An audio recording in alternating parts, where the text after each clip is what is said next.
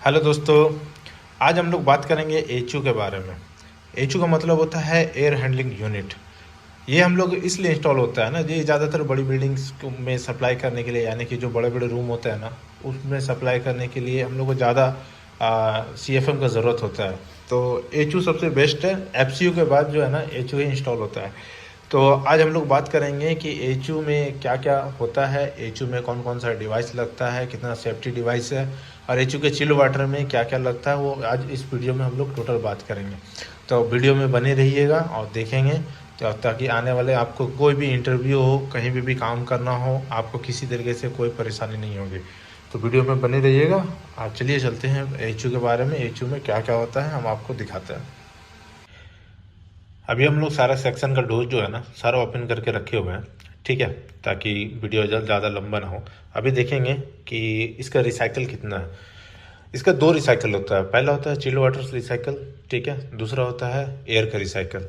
Air का recycle क्या होता है, सप्लाई के ज़रिए ठंडा हवा रूम पे जाता है, वहाँ पे गर्म होकर के वापस रिटर्न डक्ट के थ्रू वापस आता है, फिर कूलिंग कॉइल से टकरा के ठंडा होकर के फिर वापस सप्लाई से रूम पे जाता है। ये रिसाइकल हमेशा चलता रहता है, ठीक है। अब चिल्ड वाटर का सब रिसाइकल कैसा होता है, चिल्ड वाटर जो हम लोग हीट एक्सचेंजर लगा हुआ है नीचे, सेकेंडरी पंप है, वहाँ से पानी सप्लाई के ज़रिए कूलिंग कॉइल में इन होता है और हवा को ठंडा करके फिर वापस पानी चिल्ड वाटर लाइन पे सेकेंडरी पंप में वापस चला जाता है।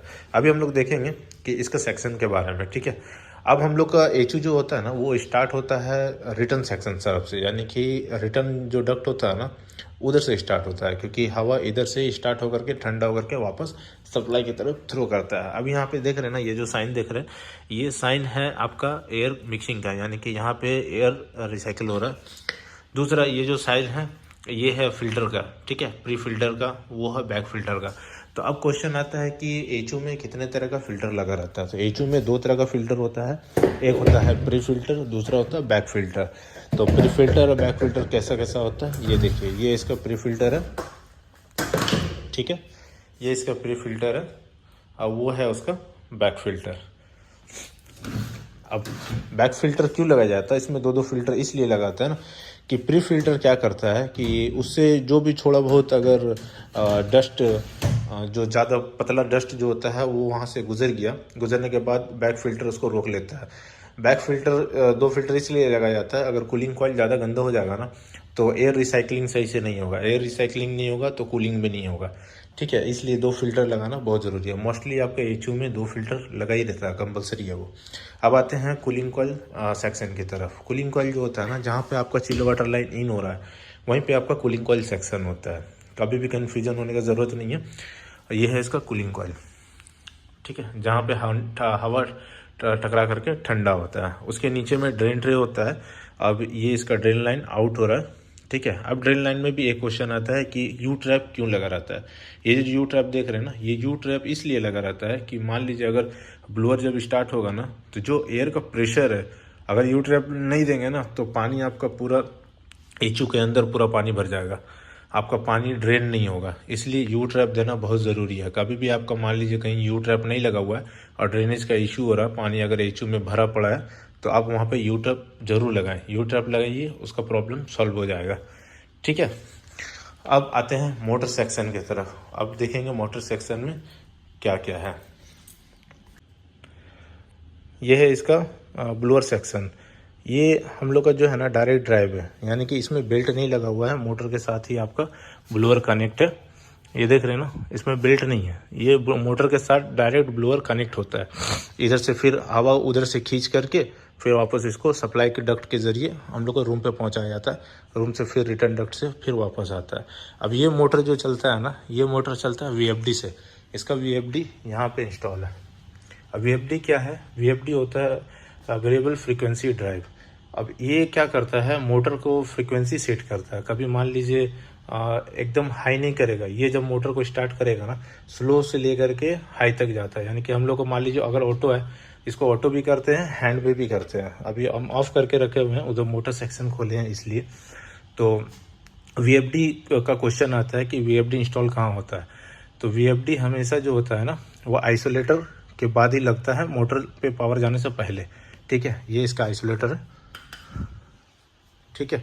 इसके बाद ही आपका VFD लगेगा, यानी कि यहाँ पे मेन पावर आता है, ये इन होगा, दूसरा आउट होगा। ये जो आउट होगा, ये आउट सीधा जाएगा मोटर पे, मोटर को ये पावर देगा, ठीक है। ये इसका इमरजेंसी स्विच है। कभी अगर मान लीजिए कभी अगर काम कर रहे हैं, ये स्विच आपको कभी भी अगर कहीं दिखे एचयू के पास, तो ये समझ लीजिए ये इमरजेंसी स्विच है। कभी भी हम लोग इसको डायरेक्ट प्रेस करेंगे तो ये ऑफ हो जाएगा, यानी पूरा मशीन को बंद कर देता है इन केस ऑफ इमरजेंसी, कभी कुछ हुआ उसके लिए। तो इमरजेंसी स्विच के बारे में भी क्वेश्चन आता है, सेफ्टी, ये सेफ्टी पे आता है, ठीक है। अभी हम लोग वापस आते हैं चिल वाटर लाइन के लिए। अब देखेंगे कि चिल वाटर लाइन में क्या क्या लगा रहता है। चिल वाटर लाइन में जो है ना, एक सप्लाई होता है, दूसरा रिटर्न होता है। आप यहाँ पे देख रहे हैं, वो जो ब्लू वाला दिख रहा है CHWS, वो है चिल वाटर सप्लाई। ये CHWR, ये है चिल वाटर रिटर्न। एक सप्लाई, एक रिटर्न। अब सप्लाई और रिटर्न, कभी मान लीजिए अगर सप्लाई नहीं आपको पता है, नहीं लिखा हुआ है कि सप्लाई कौन सा है, रिटर्न कौन सा है, तो उसका जानने का ये बस एक ही तरीका है। कभी भी आप देखिएगा, जो मेन गेट वॉल है ना, मेन गेट वॉल के बाद ही आप चेक कीजिएगा कि इसका स्टैनर कहाँ लगा हुआ है। जैसे यहाँ पे ये इसका स्टैनर है, ठीक है, ये है इसका स्टैनर, यानी कि ये सप्लाई है। हम लोग का पानी इधर से इन हो रहा है, उससे निकल जा रहा है। अब सप्लाई में क्या क्या लगा रहता है, इसमें गेट वॉल होता है, दूसरा स्टैनर होता है, तीसरा ये है सेंसर, टेम्परेचर सेंसर।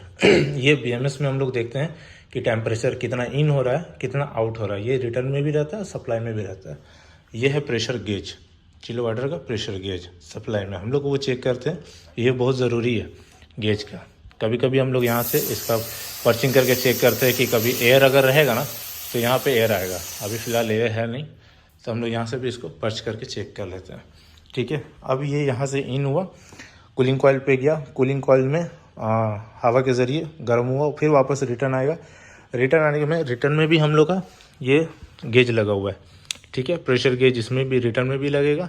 उसके बाद फिर सेंसर है, टेम्परेचर सेंसर, ये भी लगेगा सेंसर। हम लोग का सप्लाई और रिटर्न दोनों में लगा रहता है। उसके बाद लगा रहता है ये है एक्चुएटर, ये रिटर्न में लगा रहता है, ठीक है। अब ये है 24 वोल्ट का, ये DDC पैनल से कंट्रोल हो रहा है, ठीक है। इसको डिमांड मिलता है हमेशा सेंसर से, यानी कि हम लोग का रूम पे जितना भी टेम्परेचर बन गया, तो जो रूम टेम्परेचर सेंसर है वो डिमांड देता है DDC पैनल को। DDC पैनल फिर इसको बंद करता है।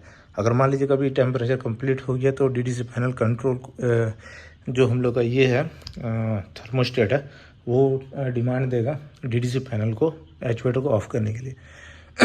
इसके बाद लगा रहता है DRV मतलब होता है double regulating valve. Double regulator, इसको हम लोग बैलेंसिंग वाल्व भी बोलते हैं, चिल वाटर लाइन का बैलेंसिंग वाल्व भी बोलते हैं, ठीक है। तो बैलेंसिंग वाल्व ये जब इंस्टॉल होता है ना, उसी वक्त इसका सेट किया जाता है। जैसे कि अभी यहाँ पे ये सेट है 7 में, ठीक है, ये यानी कि पूरा खुला हुआ है, ये पूरा खुला हुआ है, ये 7 तक है, किसी में 8 तक रहता है, ये अभी पूरा खुला हुआ है। तो बहुत जगह पे ये इसलिए लगाया जाता है बैलेंसिंग वाल्व, यानी कि जो हम लोग का सप्लाई पानी आ रहा है और जो रिटर्न हो रहा है, उसका जो फ्लो है ना, अगर मान लीजिए इसको पूरा खोल देंगे, तो वो फ्लो पूरा स्पीड से कूलिंग कॉइल से होते हुए फिर वापस चला जाएगा। तो इसको रिटर्न, ये हमेशा रिटर्न में ही लगा रहता है। याद रखिएगा, रिटर्न लाइन में आपका चिल वाटर लाइन में DRV और एक्चुएटर, ये दोनों रिटर्न लाइन में ही ज़्यादा लगा रहता है, ठीक है। तो ये आपका पानी को कितना देर कूलिंग कॉइल में कितना लेट से मतलब आउट करना है, ये उसका काम करता है। अब इसके बाद लगा रहता है गेट वॉल। ये गेट वॉल इन और आउट दोनों में लगा रहेगा, ये मेंटेनेंस के लिए। यानी कि हम लोग का गेट वॉल एक और रहता है एक्चुएटर से पहले, वो एक्चुएटर से पहले गेट। अब रिटर्न और सप्लाई दोनों में आपका गेट वॉल लगा रहेगा, ठीक है। लेकिन रिटर्न में 2 गेट वॉल रहता है। 2 गेट वॉल इसलिए रहता है कि एक एक्चुएटर से पहले, एक एक्चुएटर के बाद। ये है 3 वे एक्चुएटर, ठीक है। तो इस एक्चुएटर में हम लोग कभी भी मेंटेनेंस करते हैं ना, तो उस वक्त पे हम लोग दोनों गेट वॉल को बंद करना, यानी पहले और आउट को बंद करके मेंटेनेंस करने के लिए 2 ही लगा रहता है। अब हम लोग बात करेंगे एयर साइकिल के बारे में। अब एयर साइकिल होता है कैसे है, अब सप्लाई साइड का डक्ट और रिटर्न साइड का डक्ट, यानी कि जो सप्लाई हवा, ठंडा हवा आपका रूम में दे रहा है, और फिर वो रूम से जो गर्म हवा वापस आ रहा है, वो रिटर्न डक्ट के थ्रू आएगा वापस, ठीक है। अब इसमें HU में एक क्वेश्चन और आता है कि फ्रेश एयर के बारे में, फ्रेश एयर डंपर कहाँ लगा रहता है या फ्रेश एयर डक्ट कहाँ लगा रहता है। तो फ्रेश एयर डक्ट हमेशा रिटर्न में रहता है। ये जो आप छोटा वाला डक्ट देख रहे हैं ना, ये डक्ट आ रहा है हम लोग का FAHU से, ये FAHU से आकर के ये रिटर्न पे लग गया।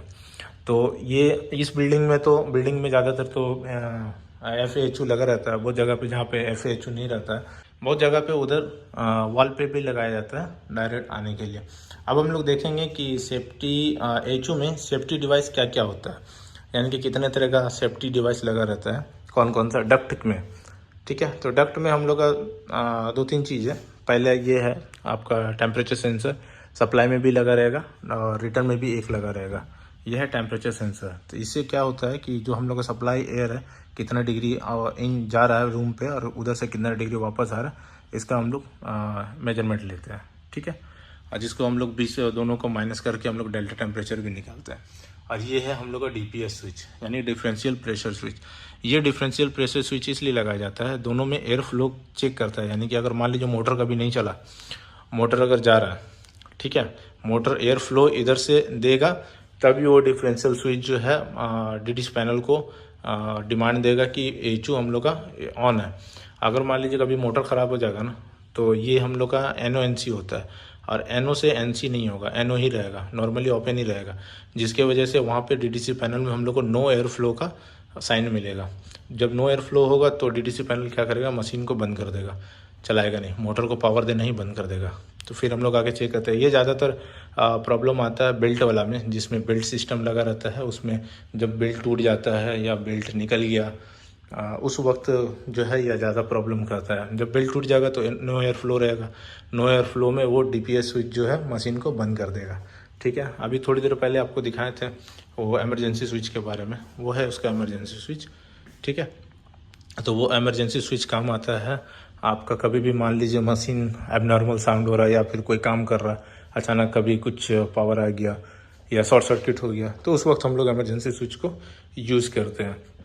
अब एक और क्वेश्चन आता है कि HU में डक्ट में डंपर कहाँ लगा रहता है।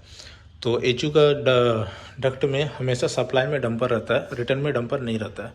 तो इसमें जो है मैनुअली डंपर है, ये देखिए, ये इसका मैनुअली डंपर है, मैनुअली ओपन होगा, और रिटर्न में नहीं लगा रहता है। तो बहुत जगह पे एक्चुएटर डंपर भी लगा रहता है, यहाँ पे एक्चुएटर डंपर लगा हुआ नहीं है, तो बहुत जगह पे एक्चुएटर डंपर भी लगा रहता है, उसके थ्रू भी कंट्रोल होता है। ठीक है, वो DDC पैनल से होता है। तो HU के बारे में आप लोग को, आई होप आप लोगों को कुछ हद तक पता चल गया होगा कि चिल वाटर रिसाइकिल किस तरीके से होता है और एयर साइकिल किस तरीके से होता है, और HU में क्या क्या आपका पार्ट्स है। ठीक है, कौन सा सेक्शन है। तो आई होप इसको आप लोग को इस वीडियो में कुछ हद तक पता चल गया होगा। अगर आप लोग को HU के बारे में और भी कुछ जानना हो, कुछ भी नॉलेज लेना हो, तो मुझे कमेंट कीजिए, मेरे चैनल को फॉलो कीजिए, कमेंट करके मुझे बताइए, उस हिसाब से हम वो वीडियो बनाएंगे ताकि आप लोग को आसानी से समझ में आ जाए कि किस तरीके से क्या करना है। ठीक है, मिलते हैं आप सेकंड वीडियो में, तब तक के लिए बाय बाय।